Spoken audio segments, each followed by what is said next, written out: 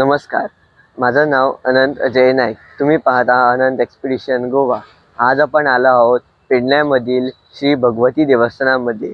चला आपण देवळामध्ये जाऊन देवीचे दर्शन घेऊया व देवळाबद्दल माहिती करून घेऊया. नमस्कार काका. नमस्कार. तुमचं नाव काय? माझं नाव जगन्नाथ शिवाजी नाईक देसाई.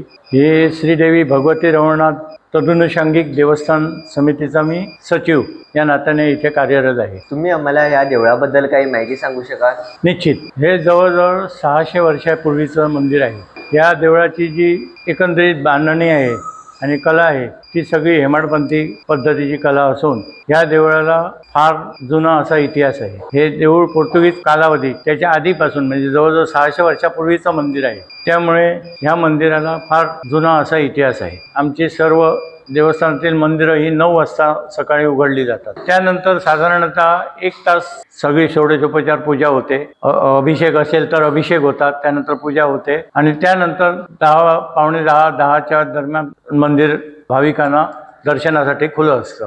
ते दुपारी 1 वाजेपर्यंत असतं, 1 किंवा दीड वाजेपर्यंत. आणि त्यानंतर संध्याकाळी 3 वाजता मंदिरं आमची सुरू होतात, रात्री 8 वाजेपर्यंत असतं. इथे सकाळी नित्यनेमाने रोज पूजा झाली की दुपारती असते, सकाळी तसेच संध्याकाळी.